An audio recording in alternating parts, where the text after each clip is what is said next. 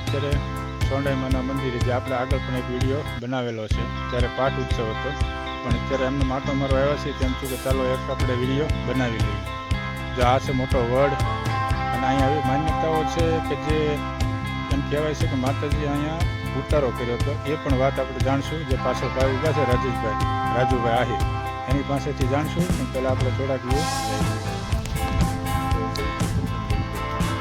ના ભાઈ, આ વડ છે મોટો જબર. એક જ વડમાંથી જુઓ તમે કેટલી ડાળીઓ થઈ છે, કેટલા થડ થયા છે, જોઈ શકો છો તમે મારા વાલા. આજે તો હું આડા દિવસે આવ્યા છીએ, બાકી આમ બીજને દિવસે આવી તો માણસો અહીંયા પુષ્કળ હોય, અને બાળકો ખાસ કરીને 3 ગામના બાળકો અહીંયા એટલું આવે, માણસો પણ એટલું આવે છે.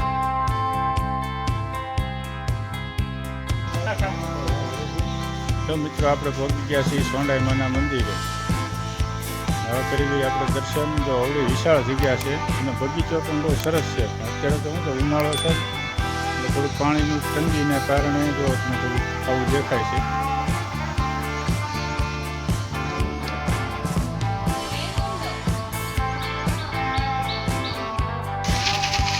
મિત્રો આપણે મંદિરે પહોંચી ગયા છીએ. મંદિરે ખોલીએ છીએ. હવે આપણે જઈ માતાજીના દર્શન કરી, રામાપીરના દર્શન કરી, પછી આગળ જાણીએ કે આનો ઇતિહાસ શું છે.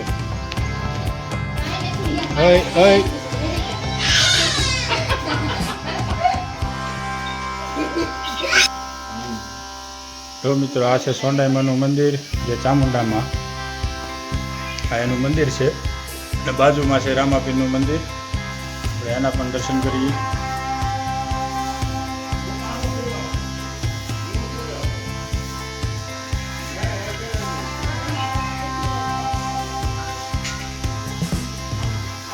સોનાની નગરી જય રામાપીર. આ છે રામાપીરનું મંદિર. તમે જોઈ શકો છો મિત્રો, તો કાચને લીધે પ્રકાશ આવે છે, પણ ફરી તમને દર્શન કરાવી.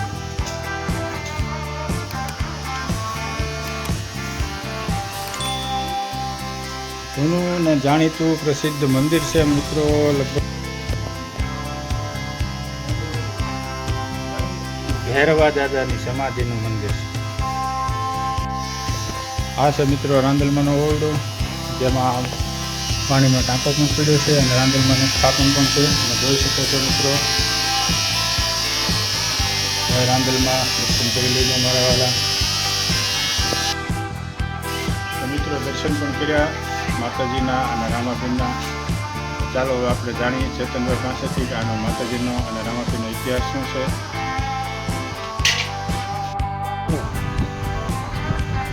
આ છે ચેતનભાઈ, જે પૂજા કરે છે. આપણે જાણશું એની પાસેથી કે આનો માતાજીનો ઇતિહાસ શું છે. જણાવશો માતાજીનું સ્થાપન કઈ રીતે? માતાજીનું સ્થાપન તો આજે એનાથી છે ને, ભગત એક લાગ્યા હતા પાછા ભાઈ, એને માતાજીનું ઉપર લીધા. માતાજીને એના મંદિરની એની સ્થાપના 1991માં 10મા મહિનામાં કરી. બાકી માતાજી તો બહુ પુરાંતરી જગ્યા છે, વિશાળ વડલો હતો એમ કે.